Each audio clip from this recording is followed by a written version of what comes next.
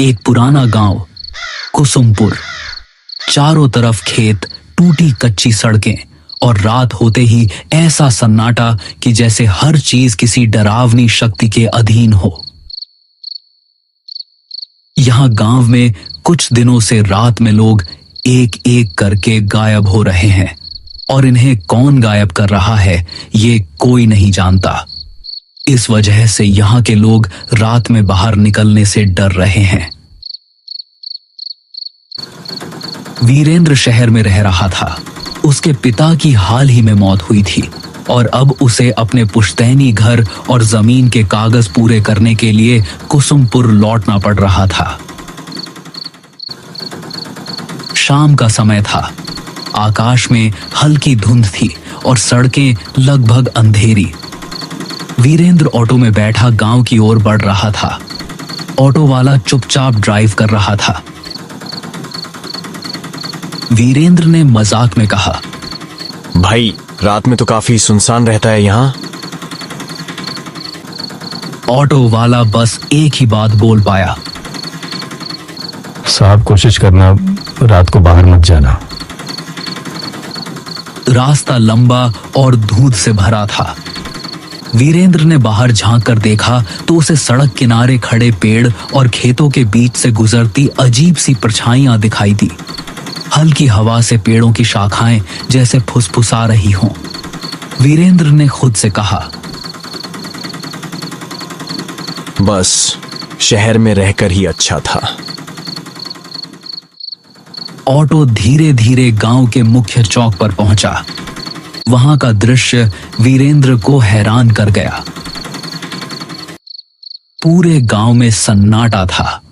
कोई दुकानदार नहीं, कोई आदमी नहीं। चौपाल खाली थी। कुत्ते भी अपनी जगहों पर भौंक रहे थे। वीरेंद्र ने ऑटो वाले से कहा, भैया आप जाओ। ऑटो वाला सिर हिलाकर चुपचाप वहां से चला गया। वीरेंद्र अपने पुराने घर की ओर बढ़ा। पुराने रास्ते, टूटी सीढ़ियां और जर्जर दीवारें उसे बचपन की याद दिला रही थीं। घर का दरवाजा अजीब तरह से बंद था। वहीं उसे अपनी बचपन की दोस्त मंजरी दिखाई दी। मंजरी अब अकेली रह रही थी।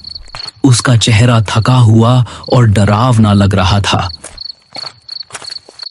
मंजरी ने धीरे से कहा, और वीरेंद्र इतने साल बाद कैसे हो? क्या हालचाल है?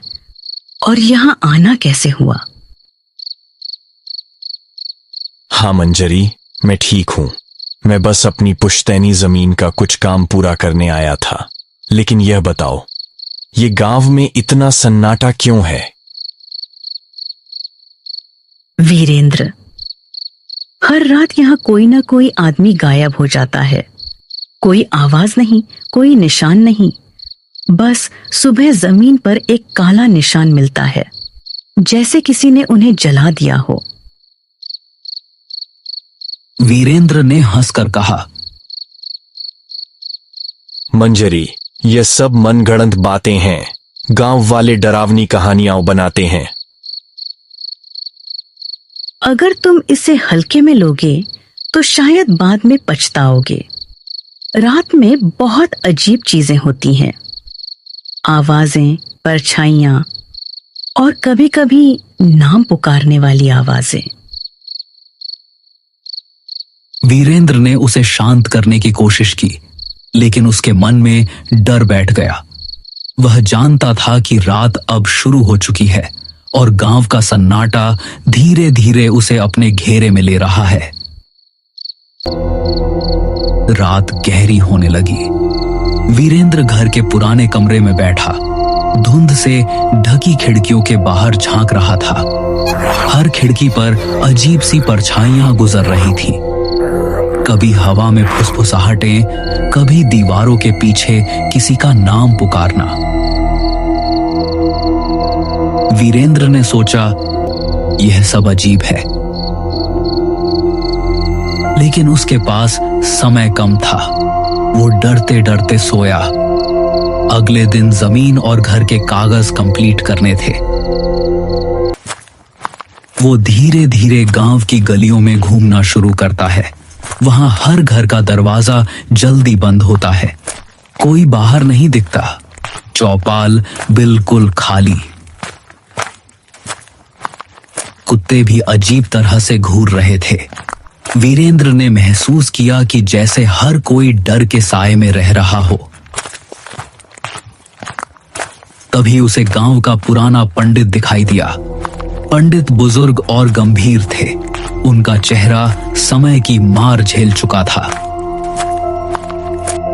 पंडित ने वीरेंद्र को देखते ही गंभीर स्वर में कहा, वीरेंद्र, तुम यहां क्या करने आए हो? पिताजी के जमीन के कागज पूरे करने, लेकिन ये सब अजीब क्यों है? यह गांव शापित है और यह श्राप उसी जमीन से जुड़ा है जो तुम्हारे परिवार की थी। वीरेंद्र हैरान रह गया। उसने पूछा, कैसा श्राप? तुम्हारे दादा ने इस जमीन पर एक मंदिर गिरवाया था। उस मंदिर में एक रक्षक की आत्मा थी जो गांव की रक्षा करती थी।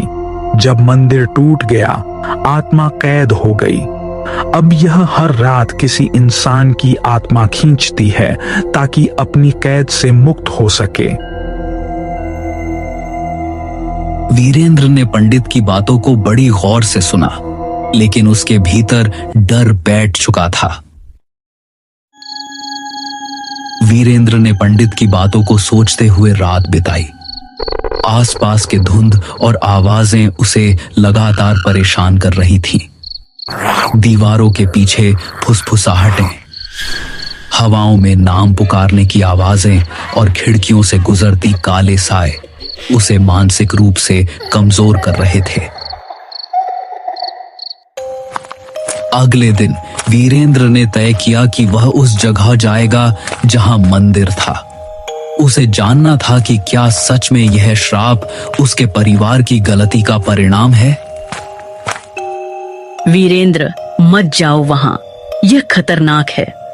तुम्हें शायद बचकर नहीं निकल पाओगे। मुझे सच्चाई जाननी है। अब डर कोई काम नहीं आएगा। रात का समय था। पूरा गांव वीरेंद्र को रोकने की कोशिश कर रहा था, लेकिन वीरेंद्र ने हिम्मत दिखाते हुए आगे बढ़ना तय किया। वीरेंद्र उस जगह पहुंचा। चारों तरफ जली हुई मिट्टी, टूटी दीवारें और बीच में एक पुराना बुझा हुआ दिया पड़ा था।